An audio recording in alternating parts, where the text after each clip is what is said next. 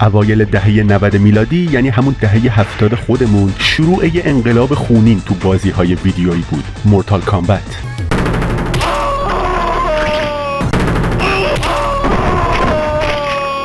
تا قبل از مورتال کامبت بازی‌ها بیشتر کارتونی و برای بچه‌ها طراحی می‌شدن، اما ادبون و جان تبایاس، یعنی دو سازنده اصلی سری مورتال کامبت، دست به کاری زدن که یکی از بهترین و خشن‌ترین بازی‌های تاریخ ویدیو گیم رو رقم زد. بازی‌ای که تمام مراکز بازی اون دوران رو به تسخیر خودش درآورد و همچنین به خاطر خشونت بالاش باعث به وجود اومدن رده‌بندی سنی برای بازی‌های ویدیویی شد. سلام، اینجا بازی پلاته و امروز با شماییم با 15 فکت جالب درباره اولین شماره از سری بازی‌های مورتال کامبت.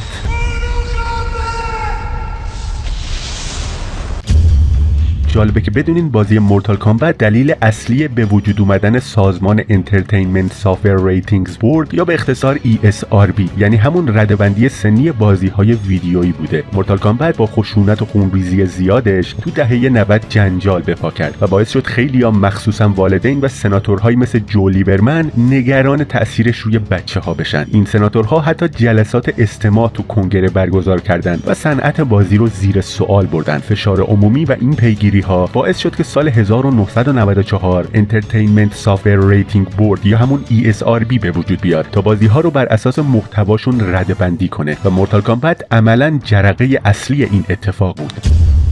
سونیا قرار نبود در ابتدا تو بازی اول مورتال کامبت حضور داشته باشه. ظاهرا برنامه این بوده که استرایکر به جاش تو بازی حضور داشته باشه، یعنی همون استرایکری که تو بازی مورتال کامبت 3 برای اولین بار به فرانچایز مورتال کامبت اضافه شد. قرار بود استرایکر هم تیمی جکس باشه. یکی از ایده ها هم این بود که خود جکس اسم استرایکر رو داشته باشه، اما سازنده ها تصمیم گرفتن سونیا رو بسازن تا یه شخصیت زن هم به بازی اضافه کرده باشن، چون همه شخصیت های دیگه بازی مرد بودن.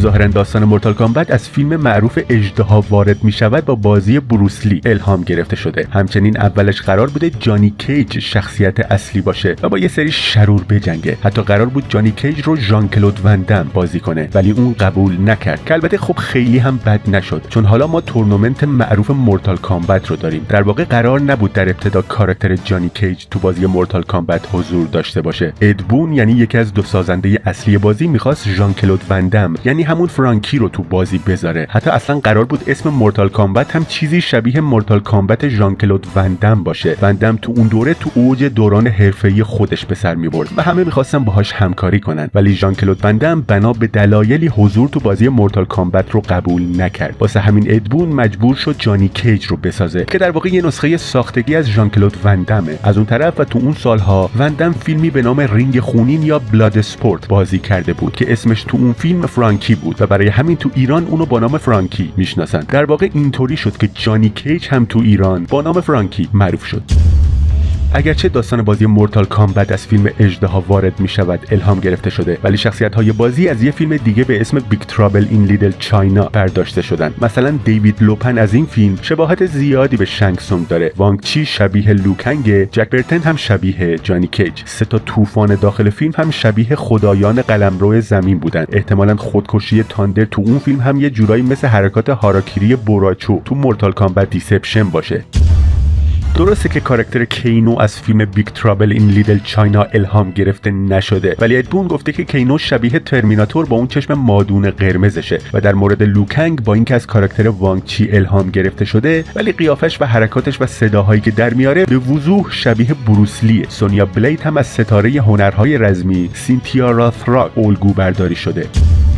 خیلی از بازیگرای مورتال کامبت 1 اون موقع تو باشگاهی به نام لیک شور تو شمال شیکاگو فعالیت میکردن. وقتی شرکت میدوی تو سال 1992 دنبال ورزشکارای رزمی برای فیلم برداری شخصیت‌های بازی بود، خیلی از بازیگرا را از این باشگاه انتخاب کرد. یه حقیقت جالب دیگه درباره ساخت اولین مورتال کامبت اینه که اسم بازی تا لحظه آخر مشخص نبود و کلی اسم پیشنهادی داشتن. بین اسمایی مثل حمله اژدها، ضربه مرگ و فیتالیتی گیر کرده بودن. یه روز که داشتن رو تخت ایده هاشون رو مینوشتن، کلمه کامبت رو نوشته بودن و احتمالاً استیون ریچی یکی از اعضای تیم یهو پیشنهاد داد که مورتال رو جلوی کامبت بذارن. وقتی مورتال کامبت رو کنار هم دیدن، همه فهمیدن که این همون اسمیه که دنبالشن. حتی املای کامبت با کی هم عمدی بود که خواسته رو خفن‌تر بهتر به نظر بیاد. بعدن تو مصاحبه ها ادبون گفت که این یه تصمیم لحظه‌ای بود، ولی اینقدر خوب جواب داد که دیگه به امضای فرانچایز تبدیل شد. حتما میدونین که تو نسخه سوپر نینتندوی مورتال کامبت خون رو حذف کرده بودن و تو نسخه سگا جنسیس هم حذفش کرده بودن، ولی با یک کد تقلب مخفی میتونستین خون رو برگردونین. اینطور به نظر میرسه که نسخه سگا جنسیس وضعیت بهتری نسبت به نسخه سوپر نینتندو داشت، چون تو نسخه سوپر نینتندو نه تنها خون رو برداشته بودن، بلکه فیتالیتی ها رو هم عمدن عوض کرده بودن که کمتر خشن باشه و حتی بهشون نمیگفتن فیتالیتی، میگفتن حرکات پایانی. خوشبختانه نسخه سگا جنسیس فیتالیتی های خونین رو نگه داشته بود. برای اینکه مبارزها تو بازی واقعی به نظر بیان، سازنده ها از بازیگرای واقعی تو هر موقعیت مثل حرکت ها، حملات و اینجور چیزا فیلم گرفتن و بعد شخصیت ها رو از تو فیلم ها برش دادن و گذاشتن تو بازی. به همین سادگی. ظاهرا تیم توسعه بازی فقط 4 نفر بودن که در نوع خودش واقعا شگفت انگیزه. تو بازی لوکنگ و شانگسونگ دشمنای خونین همدیگن، ولی نکته جالب اینجاست که هر دوشون رو یه بازیگر به اسم هوسونگ پاک بازی کرده. همین قضیه برای اسکورپین و ساب زیرو هم صدق میکنه. این دوتا هم دشمنای سرسخت همدیگن و هر دوشون رو دنیل پسینا بازی کرده. اسم ریدن اولش به صورت ریدن با آی نوشته میشد و تو نسخه های آرکید مورتال کامبت 1 و 2 همین جوری بود، ولی تو نسخه های کنسول خانگی به ریدن با وای تغییرش دادن که با بازی تیراندازی هواپیما به اسم ریدن که با آی نوشته میشد به مشکل قانونی نخورن. برای همین اسمش برای همیشه به ریدن با وای تغییر کرد. نسخه های زیادی از مورتال کامبت 1 برای کنسول های خانگی و حتی بازی های پورتابل منتشر شد و همشون همون موسیقی متن رو نگه داشتن، ولی موسیقی متن تو نسخه سگا جنسیس با نسخه آرکید فرق داره و در واقع یه موسیقی اوریجینال مخصوص خودش رو داره که اونایی که تو ایران شماره های اولیه مورتال کامبت رو تجربه کردن با موسیقی نسخه سگا جنسیس خاطره دارن، نه موسیقی نسخه های آرکیدی. گورو تنها کاراکتری از اولین بازی مورتال کامبته که برای طراحیش از عروسک و تکنولوژی استاپ موشن استفاده کردن. 2 تا مدل استاپ موشن گورو برای بازی اول مورتال کامبت ساخته شده بود. ادبون یعنی یکی از سازنده های اصلی سری مورتال کامبت گفته یکی از اونا رو، یعنی اونی که زیاد ازش استفاده نشده بود، تو خونه برای خودش نگه داشته.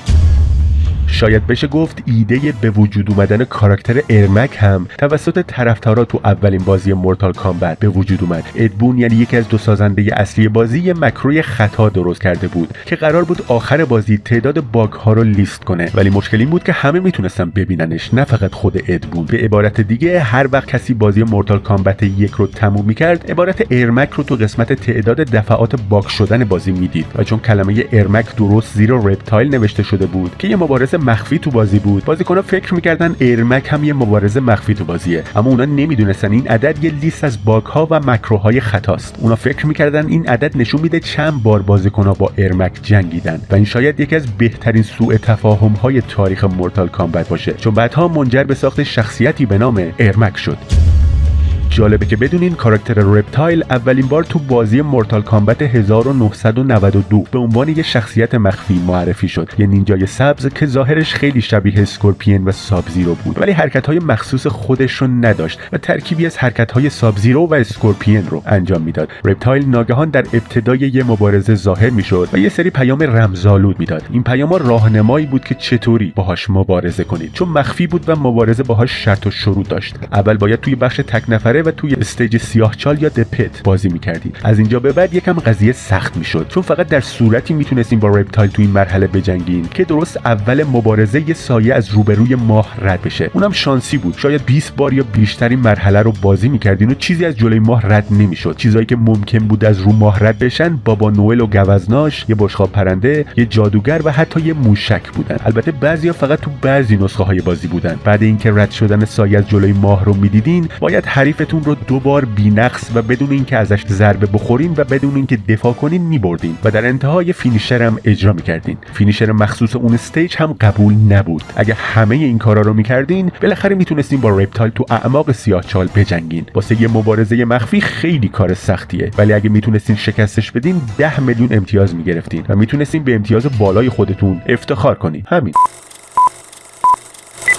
لارا کرافت ملکه باستانشناسی، شکارچی گنج و قهرمان بیچون و چرای سری توم ریدر، از دل معبدهای باستانی پر از تله‌های مرگبار و معماهای پیچیده گرفته تا رازهای خاک خورده تاریخ که فقط یه ذهن تیز مثل لارا میتونه بازشون کنه. سلام، اینجا بازی پلاته و امروز با شماییم با فکت های جالب درباره کاراکتر لارا کرافت از فرانچایز توم ریدر.